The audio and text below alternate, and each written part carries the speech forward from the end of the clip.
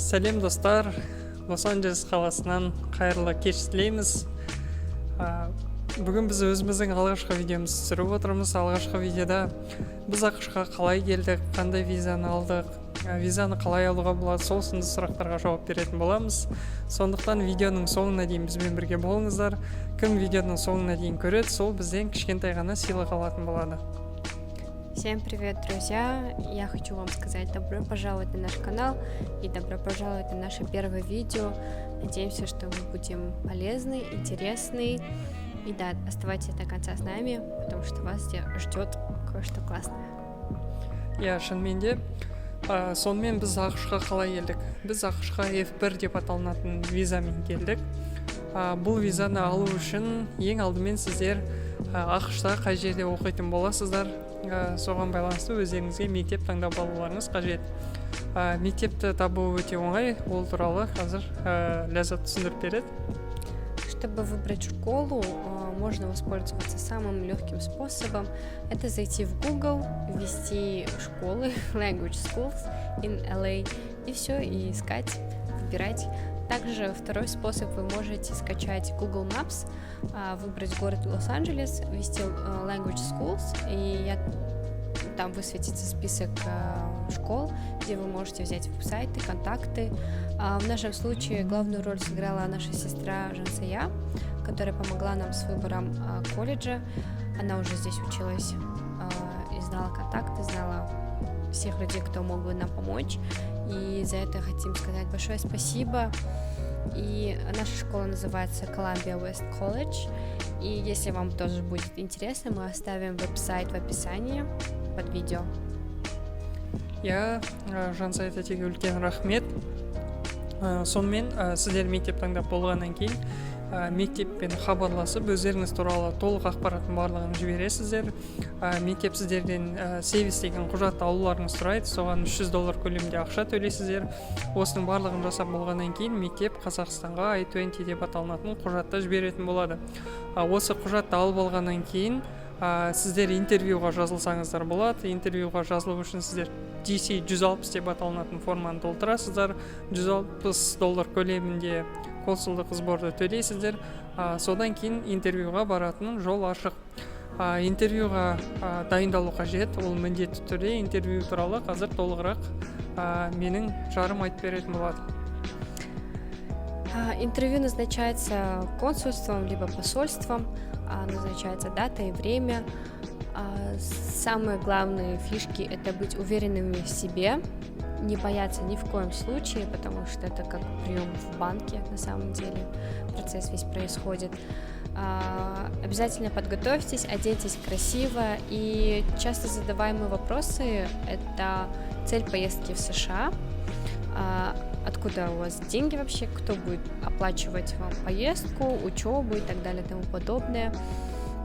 В нашем случае мы на этот вопрос ответили таким образом, что мы собрали свой маленький бюджет, накопили, собрали, что нам помогают наши родители и будут помогать. И также у нас был маленький лайфхак, который расскажет Султан. Біздің өзіміздің шағын мектебіміз бар. Біз ол мектепте түрік тілінен сабақ береміз.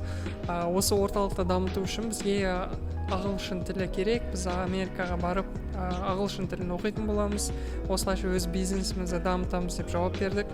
Бұның барлығын біз консул біздің сөзімізге сенетіндей сондай бір кейіпте айттық. Сондықтан бізге бірден сіздердің визаларыңыз ертең дайын болады, Америкаға бара аласыздар деп жауап берді.